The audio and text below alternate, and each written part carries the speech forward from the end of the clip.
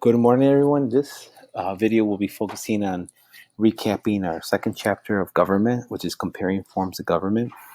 And the main essential question for this unit, for this chapter, is how should political and economic power be distributed in society? And that's always a big question because we're seeing it today in our country where groups of people are asking for more of a say and more of a voice. You're seeing it today, for example, with there being a greater push for people to recognize people of color in this country. For example, companies are changing their tune. They're getting rid of products that are deemed as to be racially insensitive, such as the Aunt Jemima syrup is an example. So you're starting to see that in every country, there's always going to be people who are trying to get a piece of the pie, as they say. And the government system is very important to kind of help determine that in some ways. So the point of today is just comparing the forms of government we have in our world today, as well as the economic power and how it's distributed in society. So you're going to learn about various forms. This week you have focused on various forms of government, systems for distributing power in the government, and economic systems. It's like a school. It's like when you run a school, there's certain disadvantages, advantages of various forms of government. So for example, in our school, you have a building principal, and you have an associate, then you have a couple other principals. And if you notice in our school, Dr. Briseños is the principal and Dr. Majak is the associate principal, and her job is mostly the operations aspect of the school.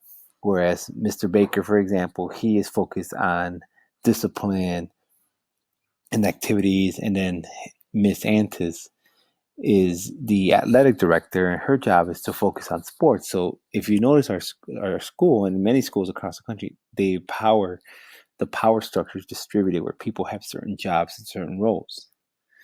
So in the beginning of this chapter, you read chapter 1, which is the origins of evolution of government, and you'll see that you should have answered the questions. But for example, this is a copy of Hammurabi's Code. It's one of the first formed early written code of laws. In societies around the world in history, there's always been some kind of rules. But the Hammurabi Codes are important because it's like the first example that we find of something that's being written. And that's important because when people started writing laws, there was a certain expectation that people should follow. So as you look at the history of our world today, our laws have gotten over time more and more complex. 30 years ago, there was not many laws for internet because not many people had the use of the internet. There was no one there. It was a different world. Identity theft, where people are stealing people's information, really took off with the advent of the internet.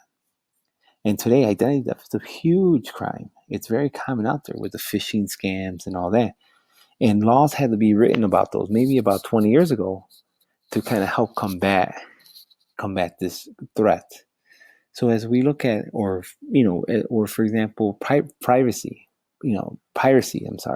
where people are stealing movies, bootlegging movies, that became very popular with the advent of the internet in a grander scale than it was before. So as you read in chapter 1, you're going to see that there's an evolution of government, that over time things have changed. And then you should have read chapter 2 as well, which talks about the forms of government in today's world. So there's different types of forms of government that I've asked you to look up and to find out. And if you look at today, you have these countries today. You have monarchy, which is, the purple. And really, there's not many monarchies out there today. The only monarchies you tend to see is, like, for example, Saudi Arabia, Oman, Dakar, and those kind of areas. And then over here in Bhutan, in these countries, there's not many monarchies out in the world today. And these monarchies tend to have absolute power. The monarchies that we're describing here are one of the few that still kind of have total power over everyone. Theocracy, again, is just where you have a government that's based on religious ideals. And the only one that we can really find, besides the Vatican, which is a small one, but in terms of a legitimate big-sized country, would be Iran, which is ruled by Ayatollah. They do have a president, but the Ayatollah, which is their religious leader, spiritual leader, is the one that kind of has the final say, along with the council of clerics. Dictatorships, you don't really see dictators, often here. I mean, you do have some instances where you might have, like, for example, in North Korea or Venezuela, you have some kind of dictatorship power, but It's very rare. And then you have this thing called a single party state, where one group of people, it's like an oligarchy, kind of rules. In China, it's ruled by the Communist Party, as well as in North Korea, they do have a Communist Party, and in Cuba, that's where you tend to have those. And then, of course, parliamentary democracy. You have countries where basically you have a parliament, and they have a prime minister, and he serves as the head of state. So it's kind of like it's similar to democracy, but it's a little different. You have here in the UK and all these countries. Mostly all these are parliamentary democracy. In the UK, there's still a monarchy, but the monarchy really has no power. It's more of a tradition. It's a ceremonial figurehead. And then you have presidential democracies, which is the United States, where people elect a person to lead in their terms of president. You have a Congress, and most of these countries in the world tend to have a presidential democracy. And then, of course, transitional to unstable. This is in 2016. You had some countries here who have kind of are in the midst of a war or some kind of civil war, some kind of internal strife, and there's no idea what's going on, or there's trying to transition to some kind of government.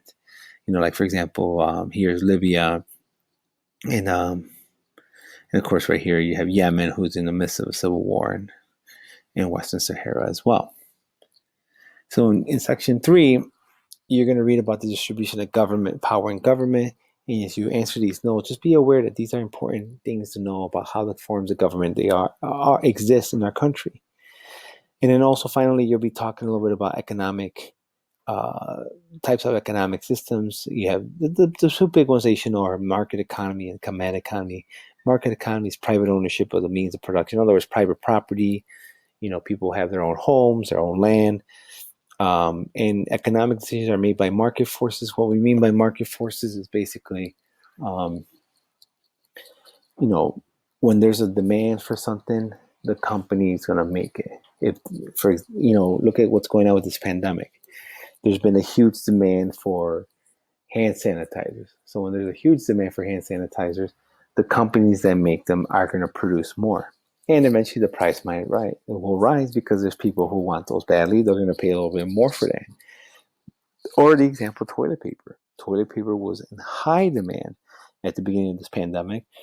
And even today, you go to a store and there's a limit, but companies are producing toilet paper. The price has gone up for toilet paper, as well as for groceries and grocery stores. The price of food has gone up because of the forces of the economy.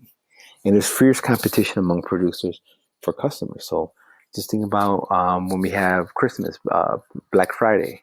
All these stores are trying to get you to go into their doors or buy online by offering 50, 60% off deals. The advantages of the market economy is it's efficient use of the resources we have. It leads to faster economic growth. And you have higher quality goods served because companies are competing against each other, that they're going to try to sell you the best product available and the best, using the best materials, best resources, because they know that if you don't if you produce a product that's not going to be good, you're going to switch, you're going to find something else. It's like go to the cookie aisle at the grocery store. You see different types of cookie flavors. And they're always trying to find new flavors for cookies and for chips because they want you to buy their product. Higher standards of living, and because of that, we tend to have a higher standard of living. We tend to have more accessible items. We tend to have things that will make our lives better. However, we do have disadvantages. One of it is right now, since everything stopped with the coronavirus, there's been huge amounts of unemployment because people stopped going to restaurants, people stopped going to entertainments, movie theaters, arcades, because of the fear of the virus, but also, and because of that, companies had to be shut down by the government, and that has led to unemployment. And right now we are in the midst of the COVID recession, which is probably the worst recession we've had in a long time, the highest unemployment drop in 70 plus years. And it creates greater economic inequality because the people who are poor, when there's a recession, will get poorer, and the ones who are rich will suffer, but they're going to be fine at the end. And the greater economic insecurity because we don't know if these jobs are coming back that have been lost. In the command economy, which is more like a communist system, is the government, everything is owned by the public, by the government. The government makes all the decisions. There's no competition, very little. for customers. You tend to have a job, you're guaranteed a job in some capacity. There's no recessions, but and there's more equality income wise because everyone gets paid the same. I'm sorry, and economic security. However, one of the problems is that sometimes these governments in history have not used the resources as well as they should, and the growth is not always great because there's no demand for items or because there's no innovation, and also because if everyone's getting paid the same, at times there's no motivation for people to do something better if they're going to be paid the same. And then you tend to have lower quality of goods and services and lower standards of living. And that was something that was very common in communist Europe and in the Soviet Union during this time. During the 80s and 90s, they just could not compete with a market economy. However, we live in a mixed economy. So the whole point of this chapter was that governments have existed since the beginning of time, since the ancient city-states. And over time, it has changed in size and form. And today, there's different forms of government economic systems. So modern governments can be classified according to who holds power. Monarchies, dictatorship, rule as one person are relatively rare today. Theocracies and single-party states are also very rare. Most of the world's governments today are mostly are democracies, parliament or presidential democracies. The power distribution. Modern governments can be defined according to how power is distributed between the national and regional governments. In a unitary system, power is centralized at the national level. In a federal system, the national and regional governments share power, and that is our government today. The federal government has power, but also the states have power. There's only certain powers that the state has and the federal government has. For example, there is no national ID card with the exception of the passport, but in every state of the United States, they are in charge of handing out driver's license, state IDs.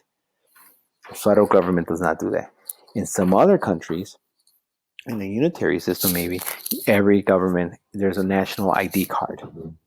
It's very different. In every country will vary on how they distribute power.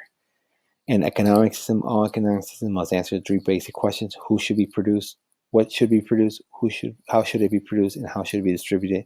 And today we have traditional market command and mixed economies. Most of the economies of the world today are what I would say are called mixed economies. So make sure you complete all the assignments, complete the presentation project, and complete the Flipgrid before the end of this week. Thank you.